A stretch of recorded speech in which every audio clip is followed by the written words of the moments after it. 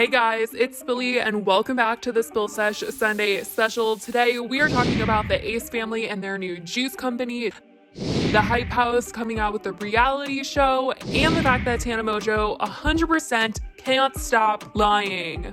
Let's get into it. Alright guys, so the first thing we're going to talk about is the freaking Ace family, you guys. Their next business venture that has yet to be a scam, honestly, but it's debatable because people are really set on these prices. People are like, what is going on? If you guys have no idea what I'm talking about, the Ace family decided that they were going to come out with a juice company. So they have several different kinds of juices that they are now selling, and they are like the small bottles. So you know how Gatorade comes in like big bottle, and then they have like the little tiny bottles that kids would bring to school. Yeah, they're making those tiny little bottles and they're selling them for $15 for a 12 pack. And at first I was like, maybe that's normal. And then I looked it up on Google, and a 12 pack of small Gatorades is $5. So, I mean, they got everyone under the sun to try these. They got people from the Hype House to try the juices. Logan Paul, James Charles got involved in trying these juices out to help them promote it. Honestly, I'm shocked that they got into the juice venture. This is something that I never really would have imagined they would get into. Some people were saying that they have been wanting to get into the juice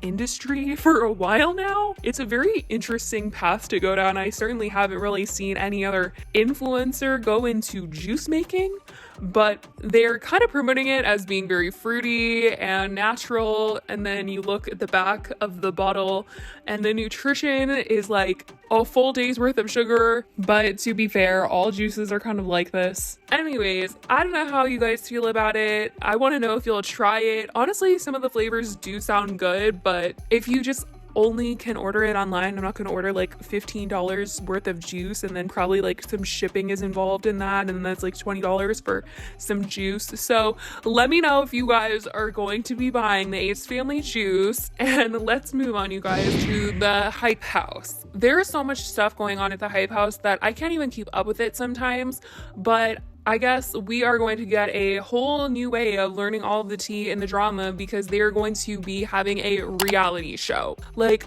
what?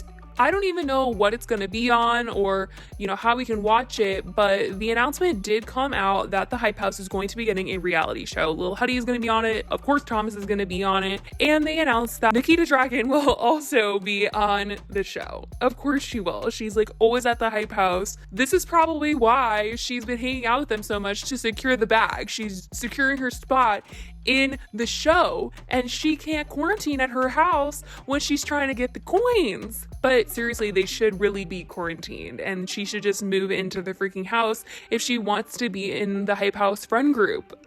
Seriously, that's just the safest thing to do. I want to know, will you guys be tuning into this whole mess? Like, I'm so confused, like, why Nikita even got an opportunity to be on this show. I mean, good for her, I guess, but I'm just a little confused. I'm also really confused as to why she just won't move into this freaking house, because she's there all the time, more than she's ever home at her other house. We already knew that nobody in the Hype House ever cared about quarantining or social distancing or staying safe and wearing masks and whatnot.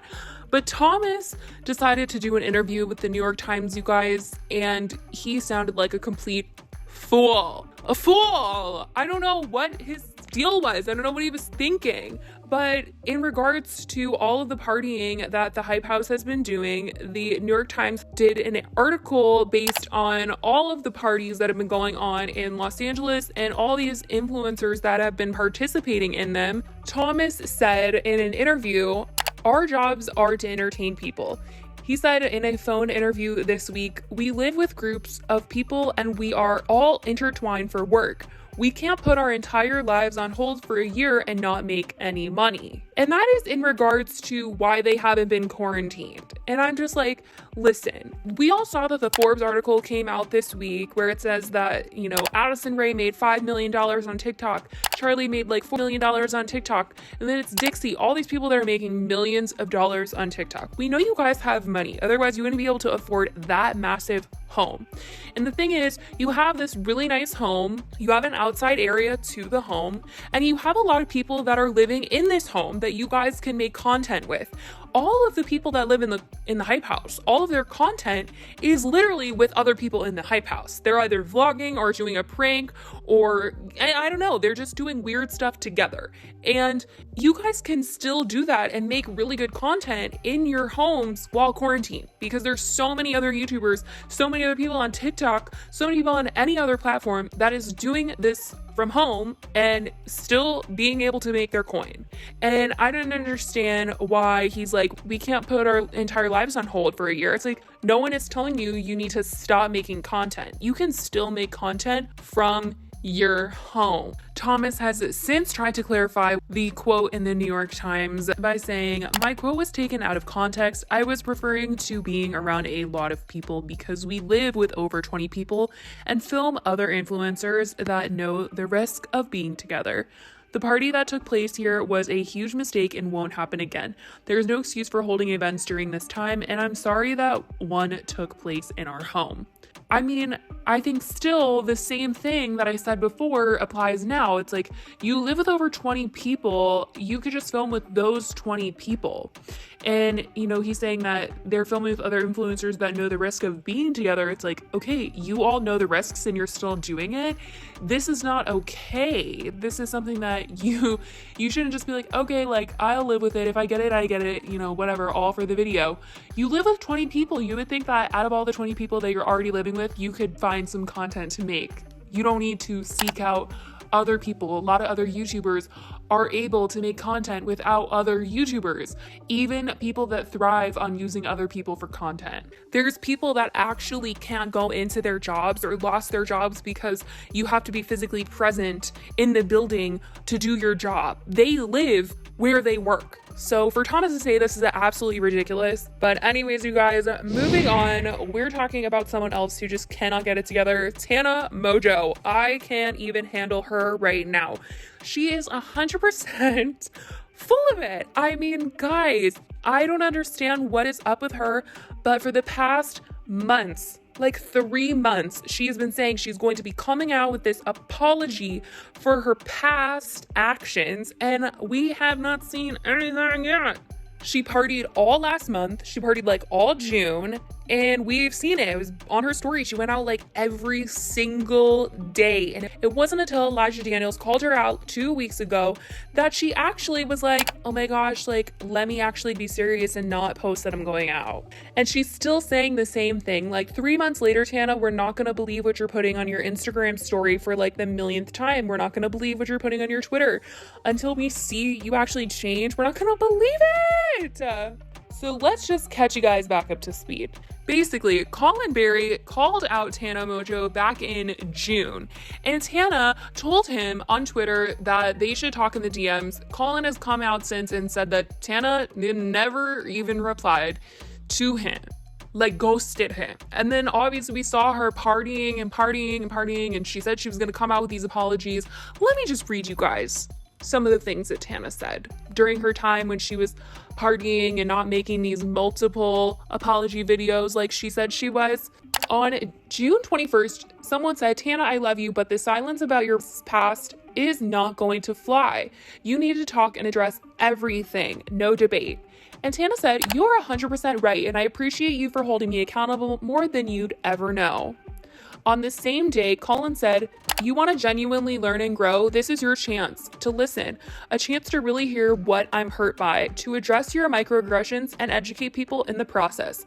She said, I agree 100%, and that is exactly what I want to do. I am open to listen truly forever, Colin. I'm messaging you. And like I said, you guys, it is now come out that Colin did message her after Tana said this, and she ghosted him. Then we have on July 7th. Also, do you still plan on making that video addressing the current issues in the world? Or she said, absolutely. Taking my time figuring out how to go about it in the best way. I have a lot to say. I'm being careful and thinking a lot. I truly want to grow from all of this stuff. I fully understand people's frustration with the delay and that some people won't even want to listen. On July 10th, Tana said this on her Instagram story. Best show you who I am at this point in my life and take accountability for a lot of the wrongs that I've made in the past. So I will be coming out with a video, several videos with a lot of just the truth and apologizing. Then proceeded to go to Jake's party on July 11th, another party on the 22nd, and on the 25th. Following the party on the 25th with Erica, Elijah Daniels called her out, and that is when she stopped posting going out on her Instagram story.